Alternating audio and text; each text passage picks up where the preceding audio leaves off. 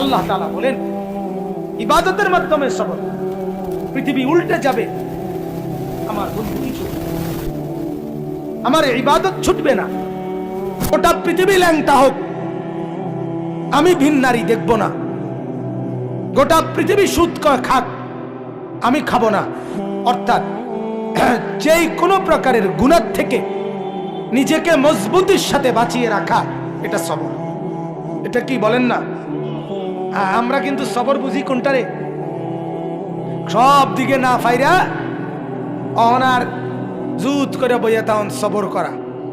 না না, সবর এটা 3 নম্বর অর্থ। প্রথম অর্থ হইল ইবাদত, এটার উপরে সবর মানে জমে থাকা, গুনাহ না হওয়ার উপরে সবর করা। যুবক যদি সিদ্ধান্ত নেয় গোটা পৃথিবীর নারী আমাকে বলুক, আমি তার দিকে তাকাবো, আমি তাকাবো না, আমি আল্লাহকে ভয় করি। আর শাজিম থেকে আল্লাহ তাআলা বলবেন, হাদিসের মধ্যে আছে, যুবক আমি নিজ হাতে তোর কলিজার ভিতরে ঈমান আমি দিয়ে দেব। মান তারাকাহা মাখাফাতি আবদালতুহু ঈমানান ইয়াজিদু হালাওয়াতাহু ফি কলবি। আল্লাহ তাআলা হাদিসে কুদসিতে বলে, আমার ভয়ে যে ভিন মহিলার দিকে তাকায় নাই, নজর নামাইছে, আমার ভয়ে আমি আল্লাহ তাআলা তার অন্তরে ঈমান দিয়ে দেব, যেই ঈমানের স্বাদ মজা সে পাইতে থাকবে। হাদিসে কুদসি, হাদিসে কুদসি। একবার যুবক নজর ফিরানো ভিন নারী থেকে, ঈমানের স্বাদ আর মজা। নবীজি বলেন, রাজুলুন দাআতহু ইমরাআতুন যাতু মানসাবিন ওয়া জামালিন ফাকালা ইন্নী আখাফুল্লাহ। যেই যুবককে, যেই পুরুষকে কোন সুন্দরী, রূপসী, বংশীয়া নারী জিনার দিকে আমন্ত্রণ করে, অশ্লীলতার দিকে, প্রেমের দিকে, সেই ছেলে, সেই যুবক, সেই পুরুষ যদি বলে, না আমি আল্লাহকে ভয় করি, ইন্নী আখাফুল্লাহ, খোদার কসম, আরশে আজিম থেকে তখন আল্লাহ তাআলা খুশি হয়ে বলে, যুবক আমি ওয়াদা দিলাম হাসরের দিন আমার আরশের নিচে আমি তোকে আমার পাশে বসে আমার সাথে রাখ। ছেড়ে দিলি ভিন নারীর চেহারা, আমি তোকে আমার চেহারা দেখতে দেব, আমাকে দেখতে দেব। 7 ধরনের ব্যক্তির একজন এটা। এই জন্য গুনাহ ছেড়ে দাও, সুদ না খাওয়া। আমার বাপ আপনাদেরকে বলি, মাওলানারা, ওলামারা, মাদ্রাসা মসজিদের হুজুররা, দুনিয়ার বাটফারি, উপার্জনের নানা রকম ধান্দা ওনারাও বুঝে। আমি সবসময় এটা বলি, আমরা বেকুব না, আমরা ব্যাককল না। আমরা, আপনি ফাঙ্গাস তেলাপিয়া খাইয়া বড় হইলে, আপনি চাল ডাল ভাত খাইয়া যদি বড় হয়ে থাকেন, তা আমরা হুজুর কি সিরা খাইয়া বড় হয়েছি? কথা বলেন না কেন? বুঝি না কি? আবার সুদও বুঝি, ঘুষও বুঝি, ধোকা, বাটপারি, সিটারি সব বুঝা সম্ভব, কিন্তু কেন করি না? 6,000 টাকার বেতন দিয়ে ইমাম সাহেব চলে, 8,000 টাকা বেতন দিয়ে ইমাম সাহেব চলে। এত বড় মাদ্রাসা এই মাত্র হিসাব দিল, মহতামিম সাহেবের হিসাব শুনে আমি অবাক হয়ে গেলাম। আয়ের চাইতে কি পরিমাণ বেশি ব্যয়, ঋণ কি পরিমাণ। আহা, আমি এই বছর খুলনা চিল্লা লাগাইছিলাম তাবলীগের সফরে, 40 দিন খুলনায়। এই সফরে আমি Khulna university, Khulna medical college এবং খুলনা ইঞ্জিনিয়ারিং ইউনিভার্সিটি, তিনটাতেই আমি গেছি। আমাদের জামাত মেহনত করছে। প্রত্যেকটার জমি এরিয়া 116 একর, এক একটা 115, 16, 17 একর। 1 একর মানে 100 শতক। কত বড় বিস্তীর্ণ জায়গা নিয়ে কোটি কোটি টাকা ব্যয় করে, খরচ করে ওই সমস্ত প্রতিষ্ঠানে। আর আমাদের এক একটা মাদ্রাসায় বছরে সামান্য কিছু টাকা, অল্প কিছু উপার্জন দিয়ে না খেয়ে না দে মালিকের 30 দিন, মালিকের 365 দিন কাটায় শুধু একটা আশায় বুক বেঁধে, যে মাওলা দুনিয়া যা দিলেন দিলেন না, হাসরের ময়দানে জান্নাত দিয়ে পুরায় দিলেন। এই আশা। আমরা বোকা না, আমরা বুঝি, আমরা বুঝি। আমরাও একটা বড় লোভে আছি, আমরা একটা বড় লোভে আছি। তোমার লোভ 60 বছরের, আমার লোভ অনন্তকালের। তুমি লোভ করো 60 বছরের, আমি লোভ করি অনন্তকালের। তুমি ভোগ করো দুনিয়া 60 বছর, আমি ভোগ করব জান্নাত অনন্তকাল, ইনশাআল্লাহ। ইনশাআল্লাহ। এজন্য গুনাহ থেকে বেঁচে থাকা, গুনাহ থেকে বেঁচে থাকা। আজকে মা বাপ সন্তানকে গুনাহ থেকে বাঁচাবার কোনো ফিকির নেই।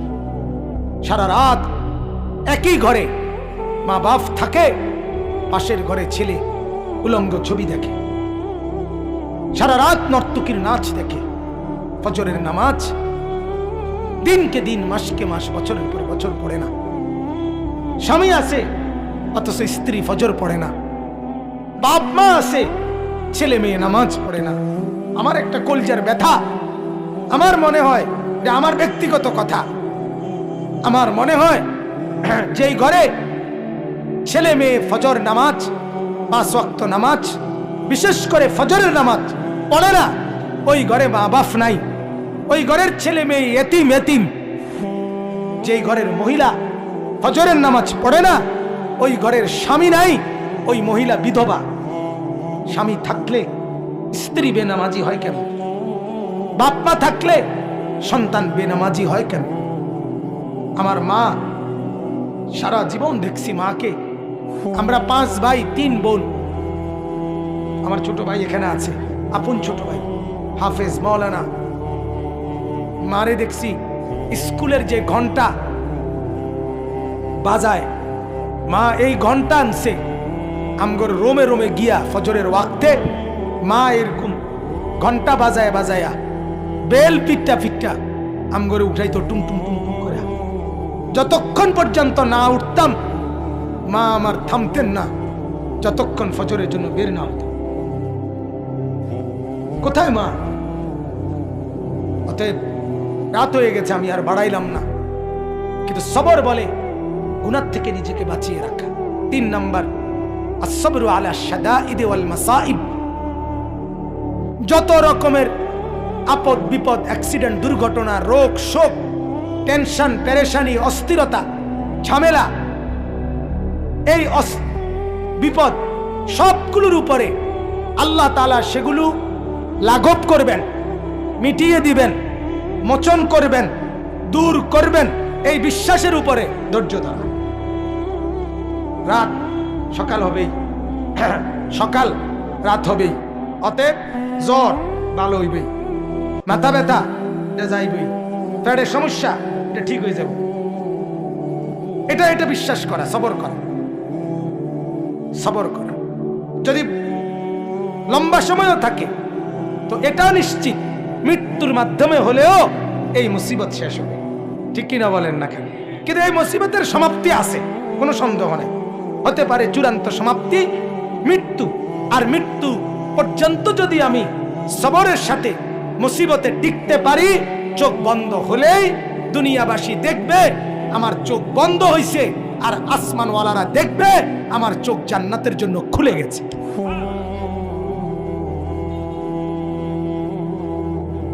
অতএব সবর। আল্লাহ তাআলা বলেন সবরের সাথে আমার কাছে চাও। শিরাকা না আলাই, জুতার ফিতা ছিঁড়ে গেলেও নবীজি বলছে আল্লাহর কাছে বলো। ইযা সাআলতা ফাসআলিল্লাহ, কিছু চাও আল্লাহর কাছে। নবীজি বলছে ইযা ইসতাআনতা ফাসতাইন বিল্লাহ, সাহায্য প্রার্থনা করো আল্লাহর কাছেই করো। ইহফাজিল্লাহ ইয়াহফাজকা, আল্লাহকে তুমি খেয়াল রাখো, আল্লাহ তোমাকে খেয়াল রাখে। ইহফাজিল্লাহ তাজিদহু আমামাকা, আল্লাহকে হেফাজত করো, খেয়াল রাখো, আল্লাহকে তুমি তোমার সামনেই পাবে। নবীজি বলছে, নবীজি বলছে। অতএব আমরা আল্লাহর কাছ থেকে যা পেতে চাই তার জন্য প্রথম শর্ত কি করতে হবে বলেন না?